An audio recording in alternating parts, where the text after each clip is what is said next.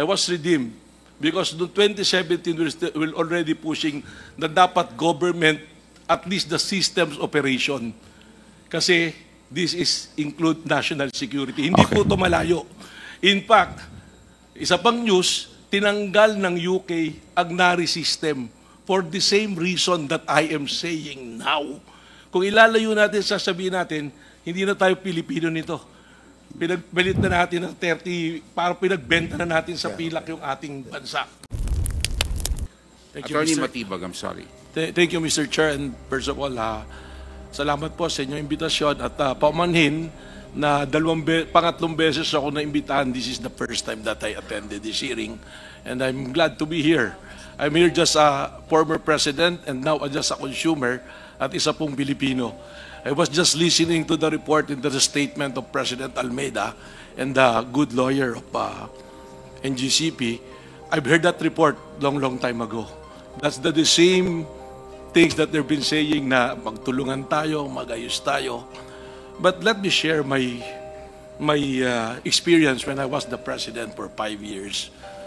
Wala po kaming pagkakataon na nakapasok at na tingnan man lamang ang mga pasilidad ng NGCP na pag-aari ng Trasco. Ngayon lamang po ako nakakita na kami yung may-ari ng bahay at gusto mong tingnan kung anong ginagawa sa bahay mo, hindi kayo pwedeng pumasok. I just like to remind everyone, pinag-uusapan natin dito, presyo, 3% ba, 10% ba, ganito yung binayaran. But more than that, this is something that should be a concern of everyone, and that is the national security and the national interest of our country. Alam ninyo, nag-uusap-usap tayo, West Philippine Sea, may nakita tayong mga barko ng China na malalaki. Ito po, hindi na ito kailangan pumasok pa sapagkat nandito sila sa sistema mismo natin ng ating power grid. Nanonood po ako ng hearing ninyo, pinanood ko yung replay. Sinaga ko talagang panoorin. And I was struck by the question of the good Congressman Ace Barbers, which was followed by Congresswoman Luistro about the system, the SCADA system, which was replaced by NGCP when they assume. Yung pong existing na mga ano dyan, na mga equipment is General Electric noon, tsaka ABB.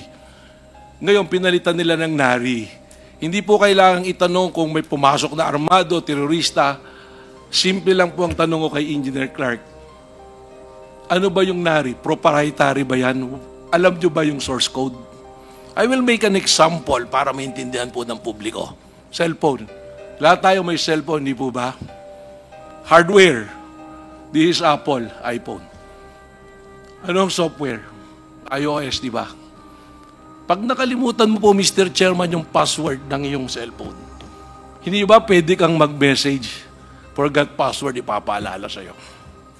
Ibig bang sabihin, yung SCADA ba na ginather, yung mga data ng ating power grid, hindi ba nakikita ng China? 3 control, walang single red button. There was already an incident na nagkaproblema ang power grid natin. It was resolved remotely. Twice already na nangyari. So ano ibig sabihin nito? Remotely pwedeng gawin. Hindi po totoo. Magaling si Engineer Clark, alam ko, na-research ko yung background niya yung sa mga yung mga performance doon. Pero ang tanong, do you know the source code? Proprietary yan eh. When we made the research, when we made the presentation doon sa Senado, lumabas that NARI is a state-owned company na used by a military. So nag-report kami niyan, December 2019. We were able to capture yung website nila. Yun yung pinipresent ni Congresswoman Luistro. Sabi ko, ito yung dokumentong binigay namin noon sa Senado. Nakita namin. Kiniklaim talaga nila na first overseas nila na paggamit ng equipment at ng SCADA ang Pilipinas. Nung ni-raise namin yung issue sa Senado, February, tingnan nyo ngayon sa website ng NARI kung nandun pa, wala na. But I have the screenshot already. So more than that. Now, Yung question naman noon ni Congresswoman nung nanonood ako, Kimbo, the Honorable Congresswoman Kimbo, sinasabi natin 3%.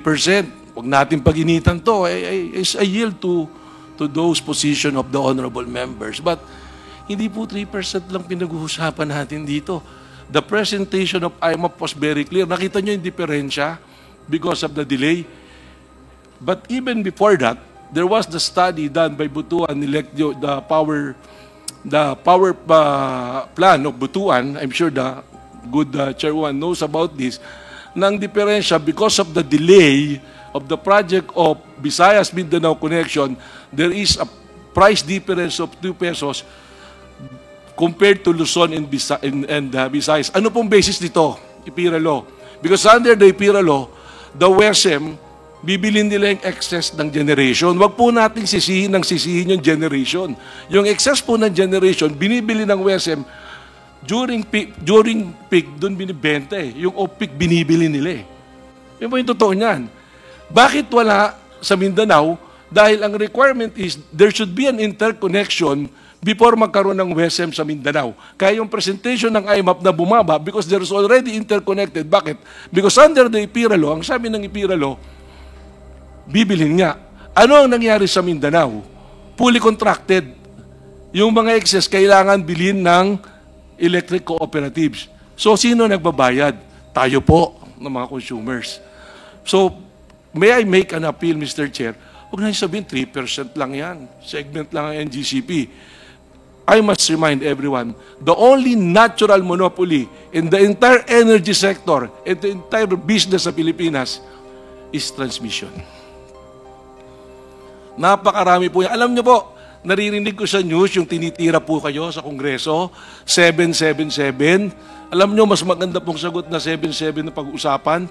Yung 7 na violation sa concession agreement ng NGCP, yung 7 po na violation ng national security ng NGCP, at yung 7 po na abuse nila as to the financial status ng government natin. Paano natamaan? Bakit nalugi tayo? Ang ganda po ng opening statement ni Mr. Almeda. Binili namin to ng per square. Pero pag binilikan po natin, it violates the IPIRA law. Because under the IPIRA law, dapat maximum value makuha mo eh. That is in the implementing rules ng IPIRA law natin eh. Hindi natin nakuha yung maximum value. Katunayan, we're losing. During the time of Transco, sinisisi natin Transco, delay, ganito, ganyan, kaya natin binigay. Doon pa rin yung delay eh. Mr. Chair, point of clarification.